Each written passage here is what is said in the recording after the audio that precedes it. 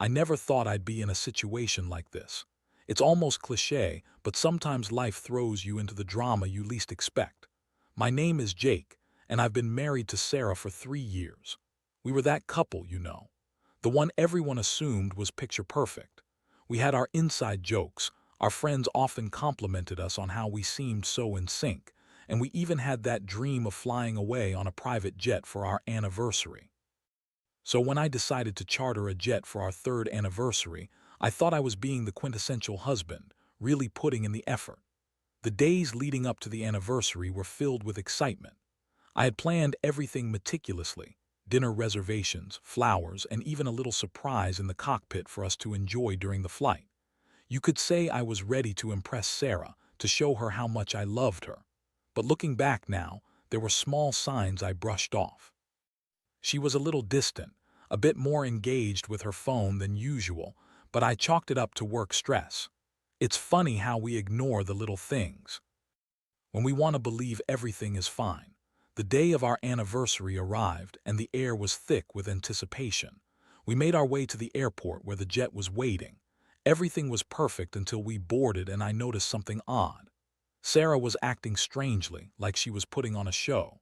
She was overly cheerful, but her laughter didn't quite reach her eyes. She kept glancing out the window and checking her phone.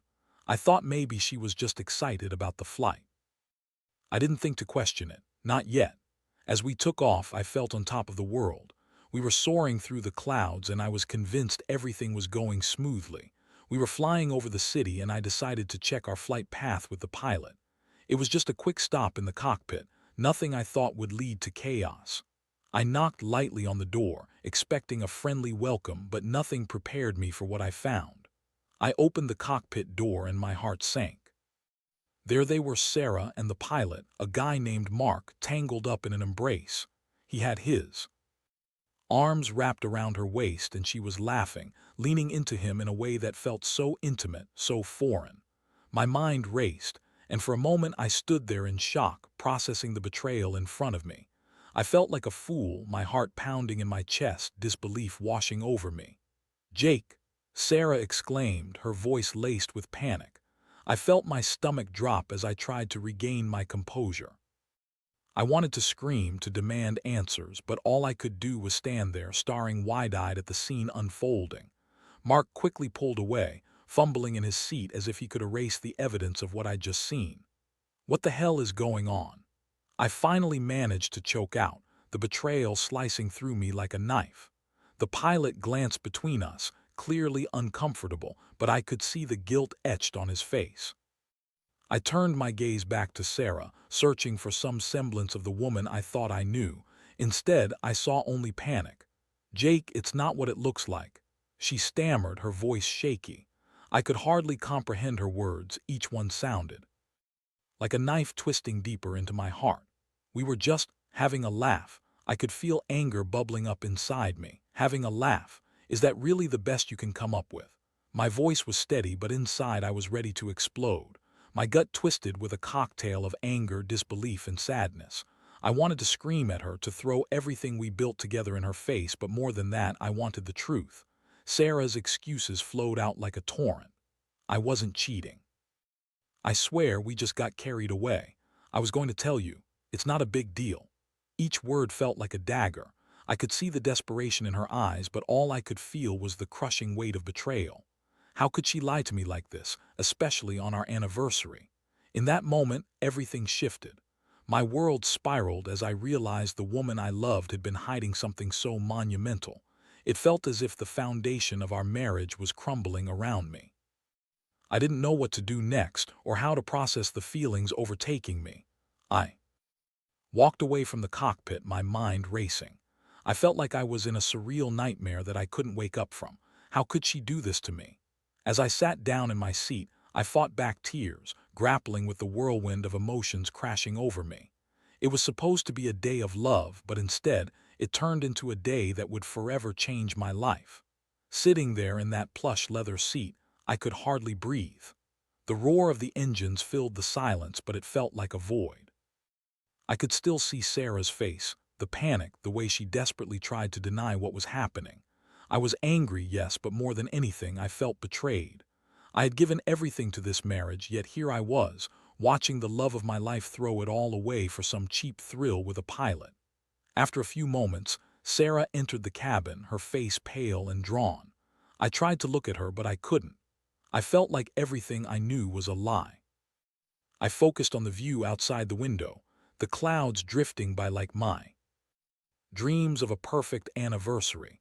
She sat across from me, fidgeting nervously, the tension palpable. "Jake," she started, her voice shaky, "please let me explain." I turned to her, my heart pounding, my fists clenched. "Explain what? How you're cheating on me with a man you just met. You're telling me you weren't sneaking around behind my back." She opened her mouth to respond, but no words came out.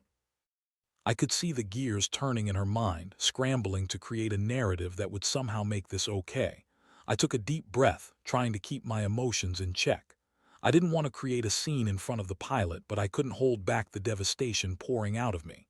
"I thought we were happy, Sarah. I thought we were building something together," I said, my voice cracking. "I planned this trip to celebrate how far we've come, and you've turned it into a nightmare." She leaned forward, tears welling up in her eyes. "I am so sorry. I didn't mean for this to happen. I swear it was just a stupid moment. It didn't mean anything to me." Her hands trembled as she spoke, her voice rising in desperation. "Then why were you laughing with him like that?" I shot back, my anger boiling. "You think I'm that blind? You think I would believe your pathetic excuse?" She flinched, and for a moment I could see the cracks in her facade. The woman I thought I knew was unraveling before my eyes. I had always trusted her, but now trust felt like a distant memory. "I was just feeling overwhelmed and he made me laugh. It's not what you think." She insisted, her tone pleading. But I could see the betrayal in her eyes, the guilt she couldn't hide. I sat back, trying to process everything. My mind raced through the memories, the romantic dinners, the weekends away, the whispered promises. They all felt tainted now. I was angry, confused, and most of all, heartbroken. How could she do this to me?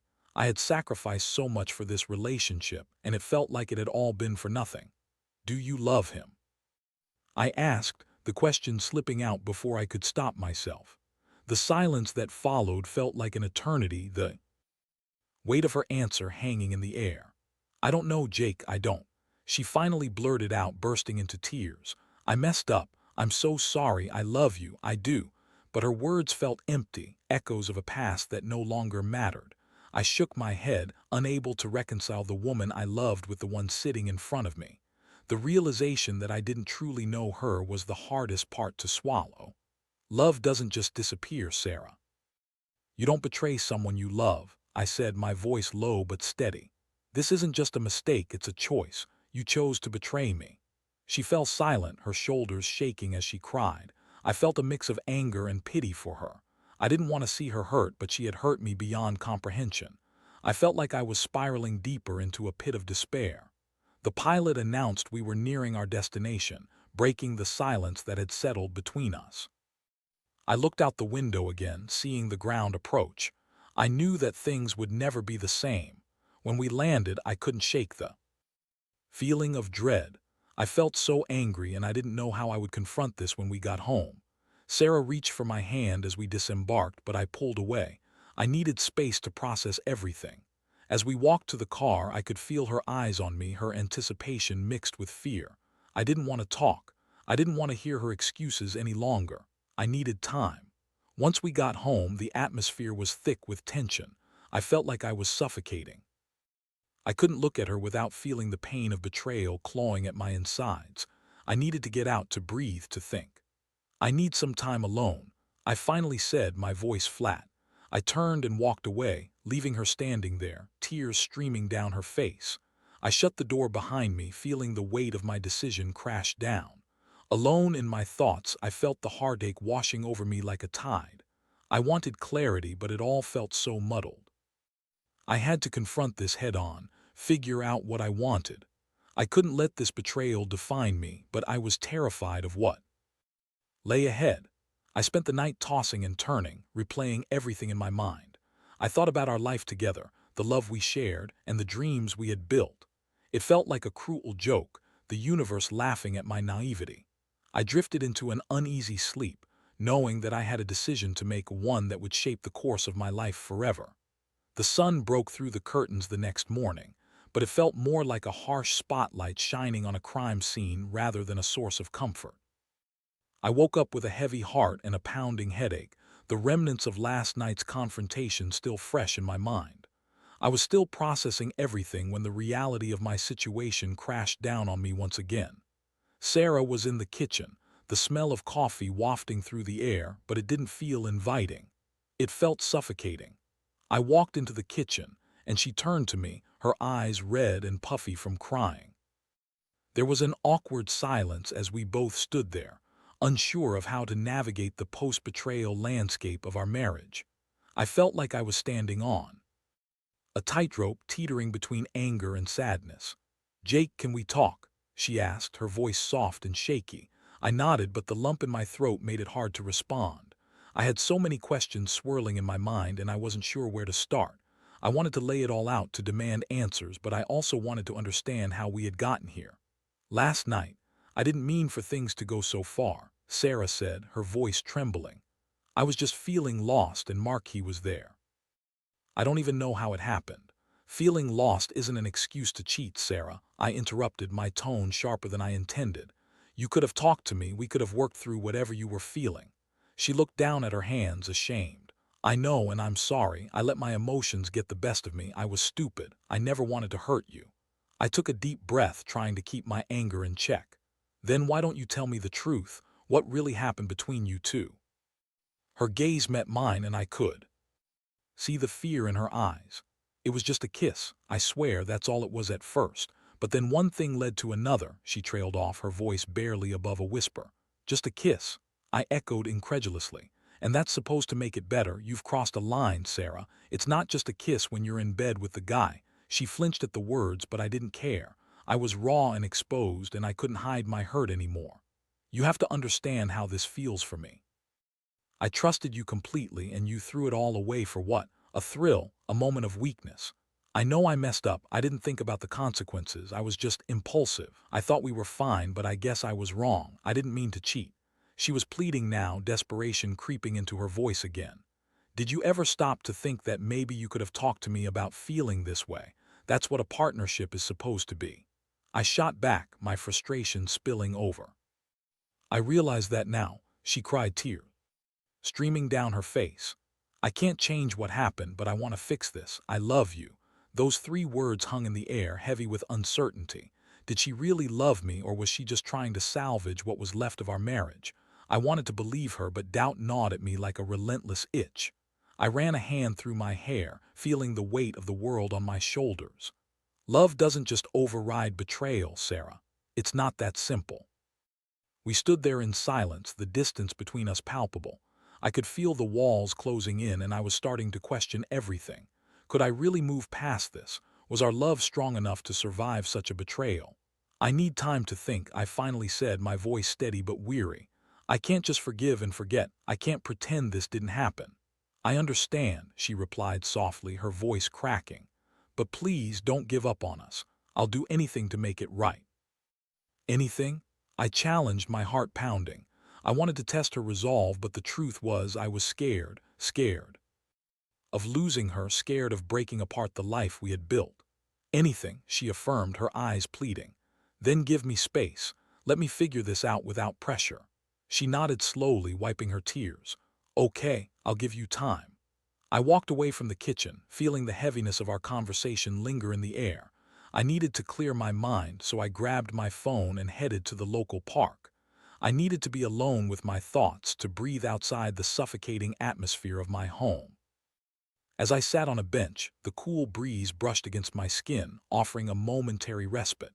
I felt the weight of the world pressing down on me, and I closed my eyes, trying to find some clarity.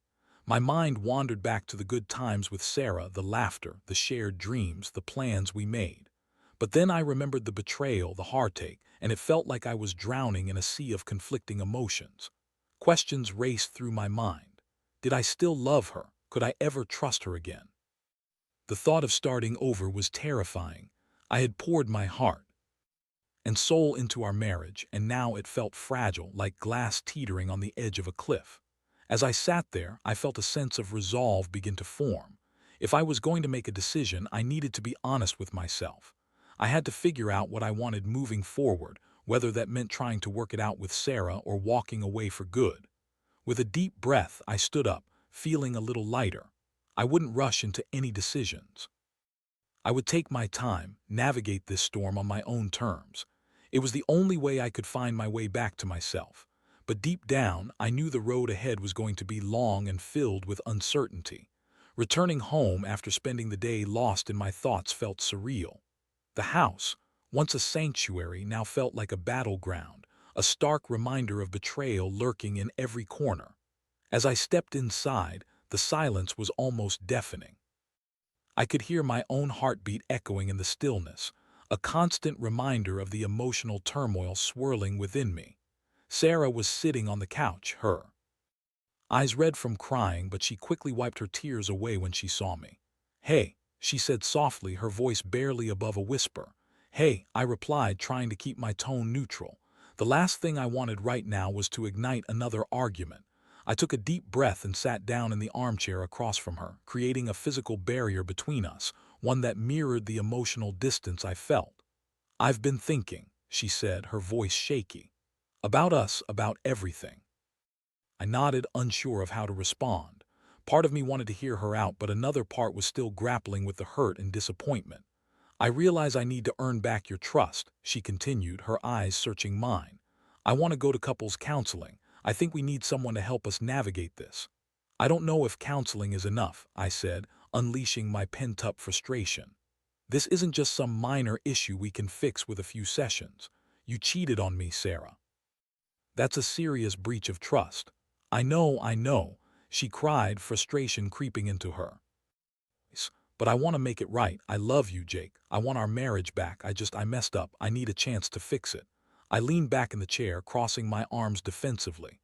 "You say you love me, but how do I know this won't happen again? How do I know you won't just find another moment of weakness?" She looked crushed by my words, her face falling. "I can't change the past, but I can prove to you that I'm serious about this. I'll do anything to show you I can be better. Anything." I asked, my voice steady but filled with skepticism. "Yes, I'll cut ties with Mark. I won't talk to him again. I'll go to therapy, alone or together. Whatever it takes," she insisted, her resolve clear. It struck me how desperate she sounded. Part of me felt guilty for wanting to lay down the law so harshly, but I had to protect myself. I needed to know she was committed to making this work, not just saying words to placate me.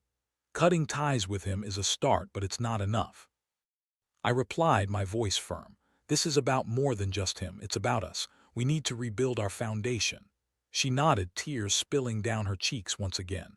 "I know I have a long way to go, and I'm willing to do the work. I'll be an open book. I'll let you see my phone, my messages. I'll do whatever it takes to rebuild the trust." I felt a flicker of something in me, the tiniest hint of hope, but it was immediately doused by the reality of what had happened. "Trust doesn't just come back overnight, Sarah. It takes time and it takes consistency." "I understand," she said quietly, wiping her tears. "I'm prepared for that. Please just give me a chance." As I looked into her eyes, I saw a mixture of desperation and determination. Part of me wanted to reach out to comfort her, but the other part was still reeling from the betrayal. "Let's start with the basics, then," I suggested, my voice steady.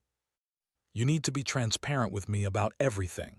I want to know where you are, who you're with. No secrets." She nodded vigorously. "I'll do it, I swear. I'll show you I can be the wife you deserve." I felt a flicker of warmth in my chest, but I quickly squashed it down. It was too soon to let my guard down. I needed to protect myself while cautiously moving forward. "Let's take it one day at a time," I said, my heart heavy with uncertainty. "I need to see actions, not just words. If you're committed to this, then we'll start fresh." "Thank you, Jake. I won't let you down," she promised, her voice filled with sincerity. That was the moment I realized that this was the first step in a long and arduous journey.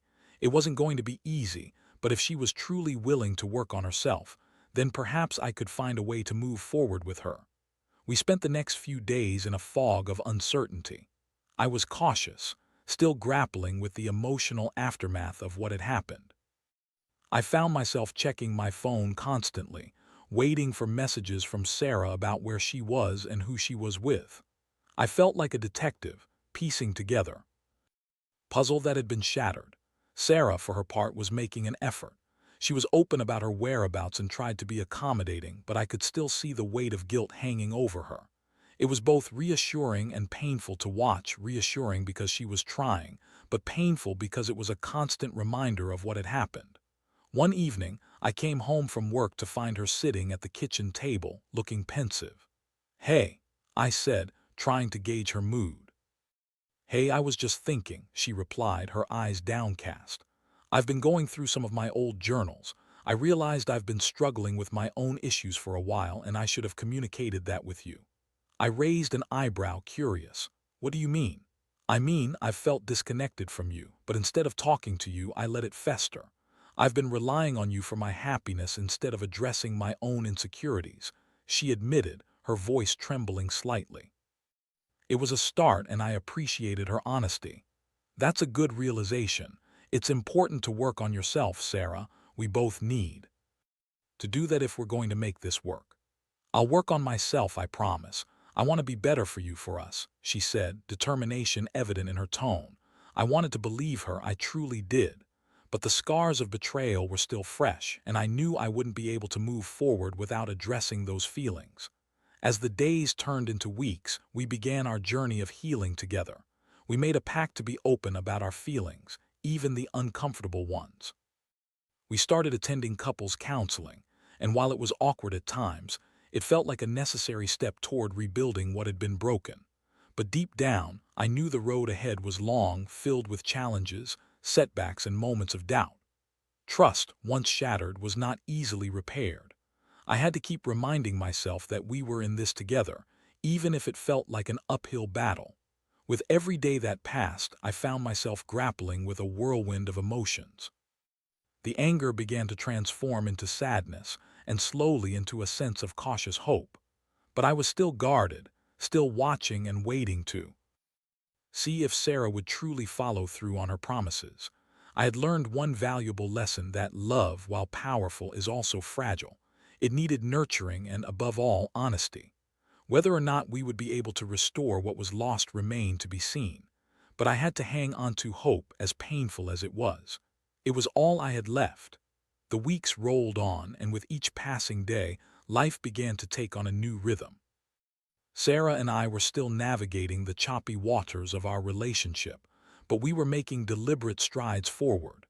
We were attending counseling together and making an effort to communicate openly about our feelings.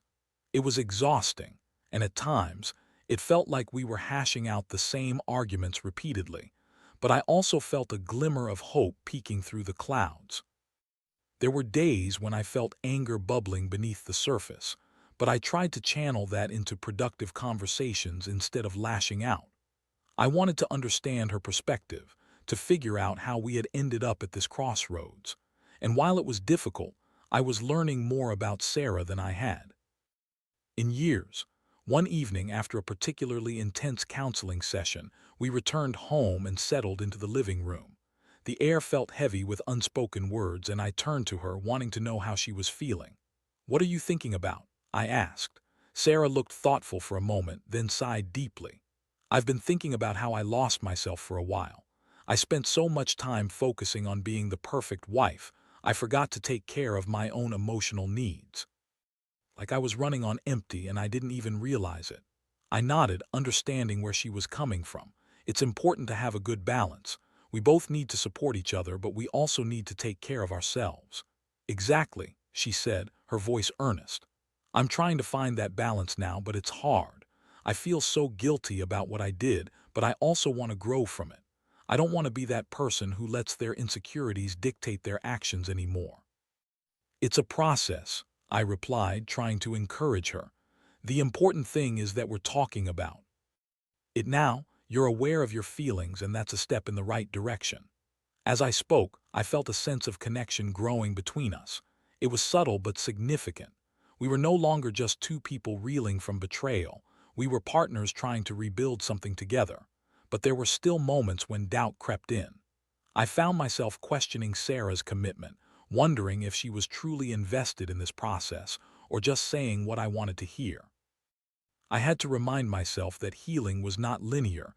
There would be ups and downs, and I needed to hold on to the progress we were making.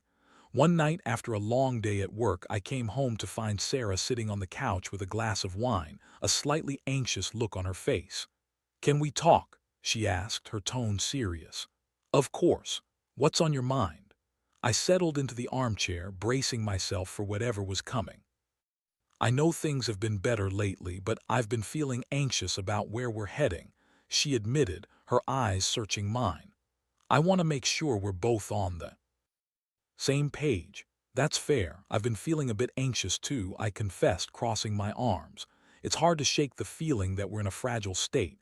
I want to believe we can rebuild, but I still have my doubts." Sarah nodded, her expression earnest as she took a sip of her wine. "I know, I don't want you to feel like I'm just saying things to placate you. I know I've broken your trust, and it's going to take time to rebuild that." "I appreciate that," I said, my heart softening. "But I need you to understand that trust is earned through consistent actions, not just words. We can't afford any more lapses." "I promise I'm committed to this," she replied, her voice steady. "I'm cutting all ties with Mark. No more texting, no more casual conversations. I want to show you that I'm serious about making this work." I felt a glimmer of hope at her words. "I want to believe you, Sarah, but it's not just about Mark. It's about our entire relationship and what led you to that point in the first place." "I know," she said, looking down at her wine glass. "That's why I'm working on myself, figuring out what I need and how to communicate better. I don't want to fall into the same patterns." The more we talked, the more I realized that we were both trying to heal, albeit from different wounds. I had to let go of the past to some extent if we were going to move forward together. Over the next few weeks, we continued to attend our counseling sessions, and I was surprised at the progress we were making. We began to redefine our relationship, learning to communicate more effectively and openly. I was still cautious, but I saw signs of genuine change in Sarah. One night after a particularly enlightening session, we sat on the couch, sipping on tea, both feeling lighter. "I feel like we're finally making some headway," Sarah said, a small smile creeping onto her face. "I agree. It feels good to talk things through," I replied, the warmth of connection settling over us like a cozy blanket. "But I also know we have a long journey ahead of us." "Absolutely," she said, her expression earnest. "I'm willing to put in the work. I need to prove to you that I can be better, that I'm committed to us." As I looked into her eyes, I could see the sincerity there. I was beginning to trust her again, albeit cautiously. It felt like we were inching closer to a rekindled connection, but I still had one major hurdle to address: the lingering doubts about our future together. "Sarah," I said, hesitating for a moment before continuing, "I need to know if you're truly all in. Are you willing to put in the effort to make sure this doesn't happen again?" "More than anything," she affirmed, her voice steady. "I want to build a future with you, one that's stronger than before. I promise I won't take it for granted again." In that moment, I believed her. I saw the glimmer of hope that had been buried beneath layers of pain and heartbreak beginning to surface. We had a difficult road ahead, but we were both committed to navigating it together. It was a fragile piece, but it felt like a new beginning. I leaned back, feeling a weight lift off my shoulders. I was beginning to see the possibility of healing, the chance to rebuild what had been lost. Trust would take time, but with every conversation, every moment of vulnerability, we were slowly stitching our lives back together. And in that vulnerability, I found strength, the strength to forgive, the courage to hope, and the resolve to fight for the love that still existed beneath the scars. Perhaps, against all odds, we could emerge from this stronger than ever before. As the days turned into weeks, I found myself in a constant state of reflection. The healing process was anything but linear. Some days felt like a triumph, where Sarah and I would sit together, laughing and reminiscing about the good times. Other days, the shadows of doubt crept back in, reminding me of the betrayal that had shattered our trust. We continued with our counseling sessions, and I became more open about my feelings, the anger, the hurt, the uncertainty. Sarah, in turn, worked hard to show me she was committed to changing. She was attending individual therapy as well and taking it seriously. I could see her making an effort to communicate better, to express her needs without resorting to infidelity as a misguided escape. One evening, we were sitting on the couch, just watching a movie together. As I glanced at her, the weight of the past hung in the air, but the atmosphere felt different. It felt lighter, almost hopeful. "You know, it's nice to have moments like this again," I said, breaking the silence. "It really is," she replied, her eyes reflecting sincerity. "I've missed just being together, you know. It feels good to reconnect." I nodded, but the underlying tension was still there. I had learned to wear my heart on my sleeve, and I wanted to express how I felt. "I'm still working through a lot of emotions, Sarah. I want this to work, but I also need to be honest, I'm still scared." "Scared of what?" she asked, concern etched on her face. "Scared of being hurt again. Scared that I'll let my guard down and things will fall apart," I confessed, my voice trembling slightly. "I understand," she said softly, reaching for my hand. "But I want you to know that I'm here and I'm committed to this. I'll do everything it takes to make sure you feel safe and secure." Her words were comforting, and I squeezed her hand, feeling the warmth of her sincerity. "I want to believe you," I said, searching her eyes for the truth. "But trust takes time, it's a fragile thing." "I know," she replied, her voice steady, "and I'm willing to put in that time. I want to rebuild what we had brick by brick." Each passing day was a step toward rebuilding, and slowly I began to let my guard down. We started sharing more of our lives, our routines, our dreams, and even our fears. I realized that the more we communicated openly, the more I was beginning to forgive. It was a slow process, but I could feel the walls I had built around my heart starting to crumble. One afternoon, we decided to take a trip to the same restaurant where we had celebrated our first anniversary. I was nervous, but I knew it was an important step. As we sat at the table, I couldn't help but remember the joy of that day, juxtaposed with the pain of what had happened. "Since here, to new beginnings," Sarah said, raising her glass of sparkling water. I clinked my glass against hers, a soft smile forming on my lips. "To new beginnings," I echoed, feeling a warmth spread through me. The conversation flowed easily, and I found myself laughing at her jokes, reminiscing about the past in a way that felt comforting rather than painful. As the evening went on, I realized just how much we had both changed. But as we left the restaurant, a sense of trepidation washed over me. I still had lingering doubts about the future, and I needed to address them. "Sarah," I said as we walked to the car, "I need to know, are you really committed to making this work? Can we truly move forward?" She turned to me, her expression serious. "I've never been more committed in my life, Jake. I want to be the partner you deserve, one who communicates openly and doesn't shy away from her feelings. I'm ready to put in the work." Her honesty struck a chord deep within me, and something shifted in my heart. "I believe you," I said, taking a deep breath, "but it's going to take time. If we're going to rebuild this, we need to be patient with each other." "Absolutely," she replied, her eyes shining with determination. "I'm in it for the long haul." And with that, I felt a weight lift off my shoulders. It wasn't a magical fix, and I knew we still had challenges ahead. But we were both willing to do the hard work, to take the journey together. As the weeks turned into months, I began to feel the clouds of doubt recede. We found a new rhythm, one based on honesty and vulnerability. I was learning to trust Sarah again, and she was proving day by day that she was committed to rebuilding our relationship. Our journey was far from over, but I realized that love, when nurtured and respected, could grow stronger from the ashes of betrayal. It became clear to me that relationships aren't just about the highs. They are about weathering the storms together, emerging on the other side with a deeper understanding of one another. In the end, I learned that the most profound lessons come from the hardest experiences. I understood that trust, once broken, could be rebuilt, but it required effort, patience, and a willingness to be vulnerable. I knew I would always carry the scars of betrayal, but I also realized that healing was possible when both partners were equally invested. As we walked hand in hand into our future, I felt a sense of hope. We were no longer the couple we had been before, but perhaps we could become something even better, a partnership forged in the fires of adversity, stronger and more resilient than ever.